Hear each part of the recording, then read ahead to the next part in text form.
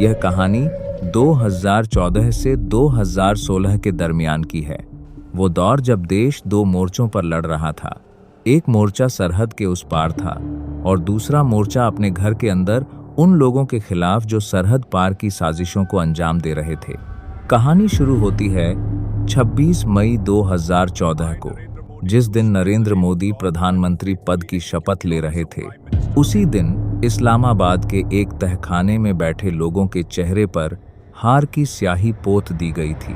उस कमरे में मेजर इकबाल था, दाऊद इब्राहिम था और खानानी भाई थे। ये वही लोग थे जिन्होंने 2014 से पहले भारत में 11,000 करोड़ रुपए के नकली नोट भेज दिए थे। एक भी नोट नहीं पकड़ा गया था। उनकी पूरी कोशिश थी कि मोदी प्रधानमंत्री न बन सकें, लेकिन मोदी बन गए।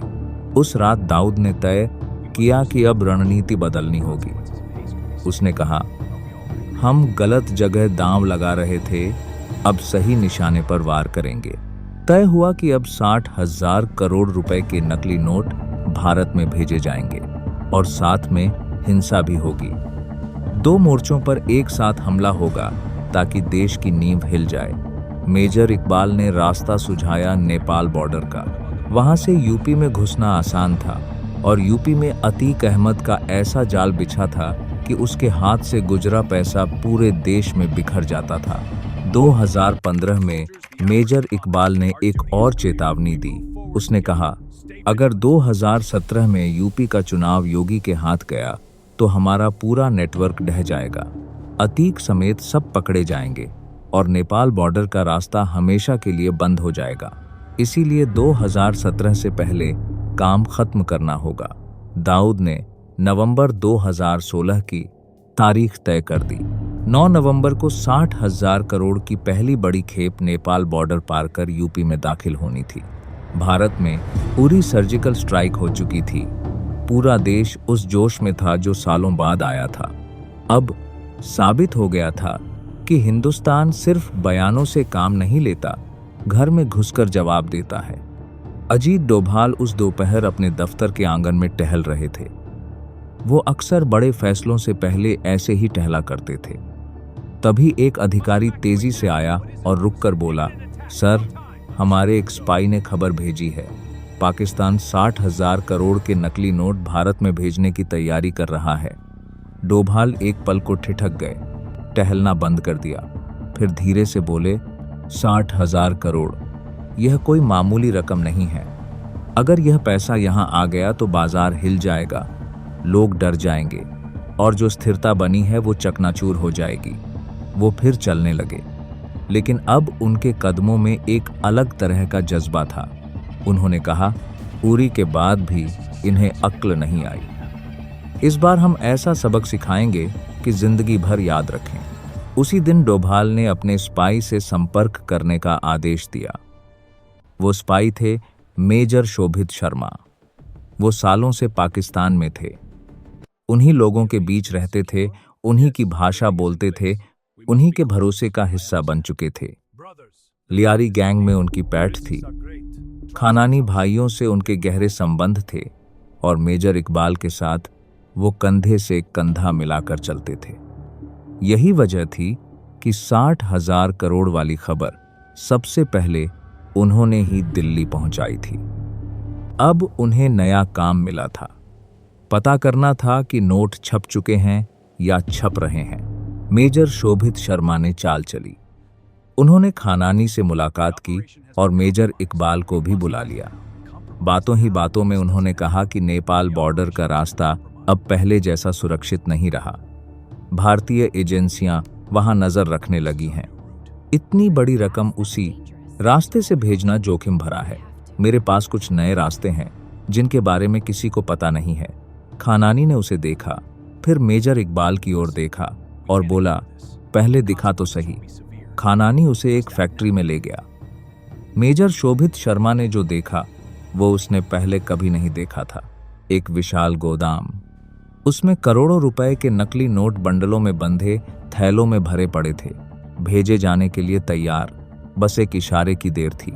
नोट छप चुके थे। 7 नवंबर की सुबह यह खबर डोभाल तक पहुंच गई। नोट छप चुके थे, और 9 नवंबर को वो भारत में दाखिल होंगे। डोभाल उसी सुबह यूपी के डीजीपी से मिले। कोई फाइल नहीं, कोई लंबी बैठक नहीं, सिर्फ एक आदेश। पीएमओ से हिदायत है, अतीक को तुरंत गिरफ्तार करो। डीजीपी ने कहा, सर, अतीक का नेटवर्क बहुत बड़ा है। अगर हम बिना तैयारी के उसे उठाने की कोशिश करेंगे तो सांप्रदायिक तनाव फैल सकता है। डोभाल ने सीधे जवाब दिया, यह देश की सुरक्षा का सवाल है। अगर यह नहीं किया गया तो जो तबाही होगी वो किसी दंगे से बड़ी होगी। तुम्हें जो चाहिए लो, लेकिन यह काम जल्द से जल्द होना चाहिए। डीजीपी समझ गए कि यह सामान्य गिरफ्तारी नहीं थी। उन्होंने स्पेशल टास्क फोर्स को हरकत में ला दिया। सर्विलेंस टीमें तैनात हो गईं। अतीक की हर हरकत पर नजर रखी जाने लगी। एसटीएफ के अधिकारियों को बंद कमरे में ब्रीफिंग दी गई। टारगेट की लोकेशन पक्की, उसकी आदतें समझो और किसी भी हाल में कोई सूचना बाहर न जाने पाए। डीजीपी जानते थे कि यह गिरफ्तारी उस पूरे नेटवर्क की कमर तोड़ने की पहली चोट थी और उनके पास इसके लिए मुश्किल से 48 घंटे थे। उस रात इस्लामाबाद में खानानी के गोदाम में जोरों का काम चल रहा था। नकली नोटों के बंडल बक्सों में बंद हो रहे थे, बक्से ट्रकों में लादे जा रहे थे। खानानी खुद वहां खड़ा था, हर खेप पर निगाह रखे हुए। उस शाम दाऊद ने उसे अलग से बुलाया था। दाऊद ने उसकी आंखों में देखते हुए कहा, तूने मेरे 11,000 करोड़ डुबो दिए, वो पैसा गया, काम भी नहीं हुआ। मोदी फिर भी सत्ता में बैठा है। अब अगर इस बार भी कुछ गड़बड़ हुई तो मैं नहीं बख्शूंगा। खानानी ने कुछ नहीं कहा। वो जानता था कि इस वक्त बहाने नहीं, नतीजे चाहिए। रात के 2 बजते बजते सारे ट्रक लोड हो चुके थे। हर ट्रक में करोड़ों रुपए के नकली नोट इस तरह छिपाए गए थे कि ऊपर से देखने पर आम सामान लगे। लोडिंग खत्म होते ही मेजर इकबाल ने अतीक को फोन लगाया। 8 नवंबर की शाम तक सारे ट्रक नेपाल बॉर्डर पर पहुंच जाएंगे। 9 नवंबर की सुबह 4 बजे तुम उन्हें अपने कब्जे में ले लेना। अतीक ने फोन रखा और अपने भरोसेमंद लोगों को बॉर्डर की ओर रवाना कर दिया। दिल्ली में पीएमओ के एक कमरे में सिर्फ 2 लोग थे, मोदी और डोभाल। डोभाल ने बात शुरू की, सर, ऑपरेशन ग्रीन लीफ को तुरंत लागू करना होगा। 60,000 करोड़ नेपाल बॉर्डर से आने वाले हैं। यह नकली करेंसी है, इसे पकड़ना बहुत मुश्किल है। मोदी चुप थे, वो सोच रहे थे। उन्हें पता था कि इस फैसले का असर देश की हर गली, हर घर तक पहुंचेगा। आम आदमी को तकलीफ होगी। मोदी ने मना कर दिया। डोभाल ने कहा, सर, यह सही नहीं होगा। फिर थोड़ा रुक कर बोले, सर, अगर यह पैसा देश में आ गया तो आतंकवाद को रोकना नामुमकिन हो जाएगा। यह सिर्फ नोट नहीं है, यह उस पूरे तंत्र की रीढ़ है जो देश में हिंसा फैलाना चाहता है। मोदी ने पूछा, कोई दूसरा रास्ता नहीं? डोभाल ने सीधी आंखों में देखते हुए कहा, सर, पैसा छप चुका है और यूपी से लेकर बॉर्डर तक उनका नेटवर्क पूरी तरह सक्रिय है। इसके अलावा कोई रास्ता नहीं बचता। फिर रुक कर बोले, लेकिन सर, यह ऑपरेशन शुरू करने से पहले यूपी में उनका नेटवर्क तोड़ना होगा। जब तक वो नेटवर्क खड़ा है, पैसा किसी न किसी रास्ते से आता रहेगा। कमरे में सन्नाटा छा गया। 8 नवंबर की शाम इस्लामाबाद की उस फैक्ट्री में सारे ट्रक तैयार खड़े थे, नोटों से लदे, रवानगी का इंतजार कर रहे थे। बस एक हरी झंडी की देर थी।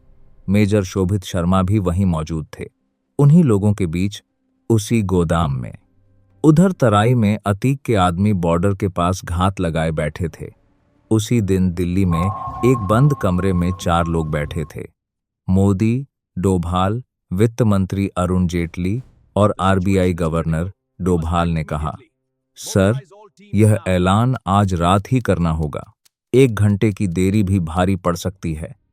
मोदी ने सबकी ओर देखा, फिर धीरे से सिर हिला दिया। फैसला हो चुका था। उसी वक्त यूपी में एक पुलिस टीम दस्तावेज और वारंट लेकर निकल पड़ी। एसटीएफ के जवान सादी वर्दी में थे। अतीक की लोकेशन पक्की थी। ऑपरेशन शुरू हो गया। कुछ ही देर में अतीक पुलिस की गिरफ्त में था। इस्लामाबाद में दाऊद, मेजर इकबाल, खानानी और दूसरे लोग कमरे में बैठे ट्रकों के बॉर्डर पार करने का इंतजार कर रहे थे। घड़ी की सुई 8:15 पर थी। तभी एक आदमी भागता हुआ अंदर घुसा। उसकी सांसें फूली हुई थीं।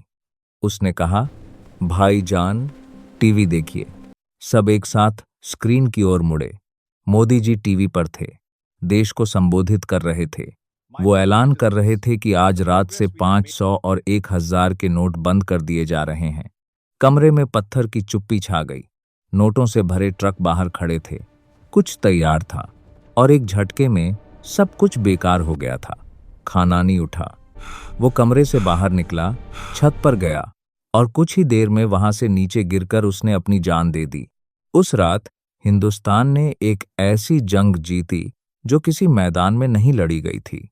डोभाल ने वो किया जो असली सिपाही करते हैं, बिना दिखावे के, बिना नाम लिए, सिर्फ देश के लिए। उनकी वो बहादुरी इतिहास के उन पन्नों में कैद है जो आम आदमी को कभी नजर नहीं आते। और मोदी ने वो फैसला लिया जो दुनिया का शायद ही कोई और नेता उस वक्त ले सकता था। करोड़ों लोगों की मुश्किल जानते हुए भी देश की सुरक्षा को पहले रखा। कुछ फैसले इतिहास की दिशा बदल देते हैं।